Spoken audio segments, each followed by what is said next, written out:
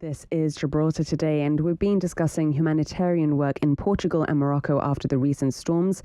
Flood hit communities across the border are now the focus of an urgent fundraising campaign organised by the Duquesa Charitable Society of St. George, with support being coordinated from Soto Grande. So JoJo France is with us in the studio now to explain how this cross-border effort aims to get vital help to families rebuilding their lives. Good afternoon, JoJo. Good afternoon. Thank you so for much. having me. Thank you so much for being here. So what led you to being involved in this fundraiser? I live in Pueblo Nuevo myself, and I go to Tesorillo most days. The gym I use, which is a central point in Tesorillo, is where I train. And so when the rains happened, I was massively affected originally because I couldn't get to Tesorillo, which was really strange. It's the main road. Why can't I get to Tesorillo? And the reason was because it was flooded. And once the first flood happened, they cleared up. Then the second one happened, and then it was catastrophic. It was almost biblical in the sense of the rains coming. So I approached the Duquesa Charity St. George's, who I do fundraise for anyway, and I said, I have to do something. I can't sit here and know that these people who I see every day are massively affected by this water. Tell us a little bit about the destruction you've been seeing. To be honest with you, when I first went down there, I couldn't go down there for a week because the first storm happened. I went to see some of the damage, and if in all honesty, I just thought it's just water. But with water comes mud, comes the destruction. There's no electricity, there's no gas, there's no heating, there's no drinking water, which is crazy because you're surrounded by all this water. So I went back home, and then I went back a week later, and one of the community buildings, I went inside, and it was 1.5 meters of mud. So the wall of water that came through the village went as high as 1.5 meters. And they had the job of clearing out all that mud. And then I was thinking, this is a community area. What are people's houses like? So I asked, it's very difficult to ask to go and see someone's house when it's at their worst. You know, most people are private. They don't want you to see that. But the Tesorillo people invited me into their homes to let me see the devastation. And I was shocked. One particular house, it seemed that the water had come from the river on the left-hand side. It had come through her double doors on the second floor, not the first one. It had washed away the sofa, the TV, the chairs, everything that the family would have been sat on. They were evacuated. It took everything out of the doors to the right. It took them over a carretera, which is 6 meters off the ground. So the water is 6 meters high at this point, over the carretera into the orange trees. And she actually saw her sofa in the orange trees. And this didn't happen over hours and hours. This happened within 2 hours of the river bursting its banks. And we knew the river was going to burst its banks, and they evacuated as soon as possible after the first flood. But the first flood is where the damage was done. The ground was so wet, the rain had nowhere to go, the river had nowhere to go, and the destruction. All I can say is, personally, I think it always affects the poorest of people the most.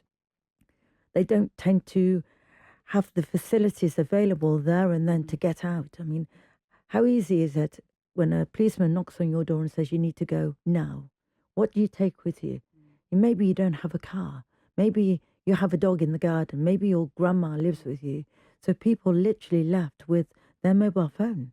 Some people never even took their chargers, so they couldn't inform their family later on that day they were safe. It was pretty chaotic for a lot of people. And going back there, I've been down there probably 6 or 7 times since. And some people have been left with nothing. And by nothing, I mean not even a bed to sleep in. And that, in my opinion, is nothing. Where are these families staying, the ones that were evacuated, whose homes have been completely ravaged? Well, for a lot of people, they go back to their homes. So the homes are wet, as in soaking wet. The walls are wet. They smell. They've got mud. They've got human waste that came back up the river because the tidal surge was so strong. So there's lots of damage that's not just been done by water. So lots of electrical items don't work. You could dry them out, but you can't dry them out of mud. So these people are staying with their families. But a lot of people live in 2-bedroom apartments or small And these dwellings. are families with children, with babies. Absolutely. I know of one elderly. particular family They evacuated the first time and they moved in with their mum and dad. Well, mum and dad-in-law. They evacuated the second time, so mum and dad of the parents and the children. So now there are 8 people moving into another 2-bedroom dwelling. This takes people up to 12 people. They've only got 2 bedrooms, the maximum of 4 beds. And at the end of last week, before they could move back home, there was a family of 16 in a 2-bedroom apartment. And I'm talking a small apartment. But that was it. They rallied round, they supported each other. It was a case of, I've still got a washing machine, come and do your washing with me. I've got water, come and fill your water bottles with me. If you need a shower or you need to eat, I've got a gas stove, let's cook. A real sense of community. Really, and that's what made me want to do something, because they will all support each other. They will look after each other, but they do need something to be able to give each other. And if you have nothing, you can't share anything. And that's the situation I'm finding in Tesorillo right now, or Secadario and Tesorillo. It's everyone from a farmer to a gym owner. Their businesses have been destroyed. So not only can they not go to work, they haven't got a work to go to.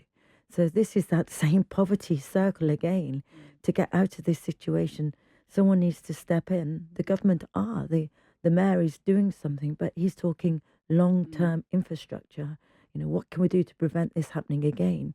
But that doesn't help these people right now. So short-term, what does need doing now? What's your priority as a charity? So we have a list of things, and this list has been supplied by the people who live in Tesorillo and Secadario. These are the people on the ground. They know that the government are going to help them repaint their houses and fit a new kitchen. They know this, but short term, they need things like beds, wardrobes, washing machines, cookers. If we can spare a TV, that would be great. If you've got young children, they don't know what it is to live without a TV. But that's at the bottom of the list. Mattresses. You know, it's great when someone says to me that I've got a bed, but if that bed is being used by you and it's 10 years old, people really don't want to take a second-hand mattress which is 10 years old and slept in. So these type of things, I have a list. The fundraising that we're doing is going to try and buy as much of that list as possible, but our money won't go very far. I think there are 25 families, which in the whole scheme of things isn't as bad as it could have been, but it's still pretty bad that 25 families are not sleeping in their own houses because their houses are too wet. They need dehumidifiers fast. We actually have some audio from a resident whose house has been severely damaged, so let's have a listen to that. Y toda la calle, Las Vegas, que somos unos 10-12 vecinos, ha llegado mínimo 80 centímetros, 1 metro a todos. No hay ninguno que se salve. Todos. Aquí también es que, claro, como el río se metió aquí, reventaron las ventanas, como podéis ver. Esto se abrió todo, las ventanas están destrozadas y el agua entró. Claro, a mí me cogía por allí y por la parte de delante. Entonces, claro, ha sido una de las casas peores por ese motivo, pero todos los vecinos, tanto como la urbanización que hay enfrente, que es un bloque, todos los bajos, eso también, todos, no se salva ninguno. So she says the river broke into her home through the windows, broke the windows with the force of it, and all the homes in the area have a minimum of 1 meter of water and mud in their homes. And some of the images that we're seeing, even photos of families with very young children on makeshift rafts, images that we probably would never have imagined to see in this area. Yeah, I mean, they got all the local tractors, but the tractors needed tyres that were 1 metre high or more. And the tractors were pulling canoes, they were pulling surfboards, they were piling dogs and cats and old people, onto any form of water system that they could evacuate. But they left with that. And then when they go back to their houses and their homes, I think the shock for some people to realise that this is just a river. It's just river water. But until you live there, I don't think people realise the power of the river, the power of water. It doesn't just destroy things. It destroys lives. You know, to think that yesterday your house was beautiful. It was your home. It's where you went to sleep. It's where you felt safe. 24 hours later, it's gone. And I think the community is going to take a long time to rebuild the community, but not the community spirit. It's strong. The people in this area really have their arms around everyone. You know, they have a facility open at the moment where we have some items. Our biggest issue has been People give us stuff, but how do we get stuff from their house to the distribution centre? That's been our difficult bit. So I'm appealing to anyone, if you've got a van and you live in Spain and you have some space and you can help me transport some stuff, please get in touch with me. And likewise, if you've got stuff in your house that you don't want, I don't want stuff that you don't want. I don't want rubbish. These people are proud. They want things that will make their houses their homes again. So if you've got decent quality wardrobes or tables or chairs or anything you don't want, but you think there's life in it, please contact me. In terms of fundraising, we were hearing earlier about areas in Portugal and Morocco who have also been severely affected by the weather recently. How hard is it to fundraise when there are so many different areas that need it at the moment? You know, I'm really, really lucky. I think I've been fundraising for St. George's Charity now for over 13 years. So when I open my big mouth, which is quite often, people tend to be very generous. But this one has been difficult because I only ended the Christmas campaign on the 8th of January. So it seemed so little time ago that people were parting with their money. However, I'm putting on a big pub quiz tomorrow. We charge €20 a ticket, which is more than we've ever charged. And I sold out in 6 days, which is brilliant. And then I've asked the community, where money is tight, can you give me a prize that I can do a raffle with? And we've got 60 prizes. We've got a holiday in Portugal in a 5-star apartment that's been gifted to me. I've got golf lessons. I've got incredible amounts of things. So tomorrow night, well, this week, I've asked 6 or 7 bars to support me. I've put raffle boxes in their bars. And every time someone's had a drink, I've asked them to buy a raffle ticket. It's always easier to get people to part with money when there's beer involved. So, and prizes up for grabs. Okay. I have heard that you're quite well known for your quizzes as well. Yes, don't come to my quizzes and expect me to get the answers right. You probably need to tell me the answers, but they're fun. And the idea is to bring the community together. Perhaps people that would never think that this is on our doorstep. And I always try to get the message across. We're having fun. But the reality is I'm trying to raise funds for people that perhaps right now are not having much fun. And that's what this week is about for me. Raising awareness, raising money, raising their spirits, and hopefully giving them some form of home back at the end of the week. Tell me a little bit more about the charitable society that is active in Duguesa and the work that you do year round, because of course now your focus is on the current destruction in people's homes after the floods. But what else do you do throughout the year? Well, the St. George's Charity is an umbrella charity. It's very difficult to get a charity status in Spain. So St. George's allows people like myself or other people in the community who want to raise money for their cause. They can use the umbrella charity, use our charity codes, use our accountant, and there's a total transparency from you raising money and that money being spent. So some of the projects that I'm involved in, the big one for me is the Feed a Child, which we run every November and December, which is about feeding local children breakfast. And you very kindly support me every year. But we also do dementia. We do OAP charity. We also do for the dogs. We do for the cats. So as I say, we are a very, very giving charity. And the idea is that we are the startup. We allow people to raise money for their cause through us. It just cuts down the red tape and it makes it an easier, accessible system. We also have charity shops. So we have 3 charity shops that sell clothes and furniture that you can donate to.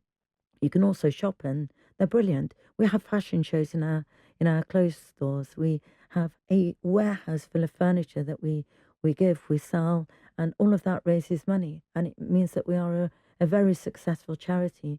And people in the market, people out there who live within our community are supported through the things that we do.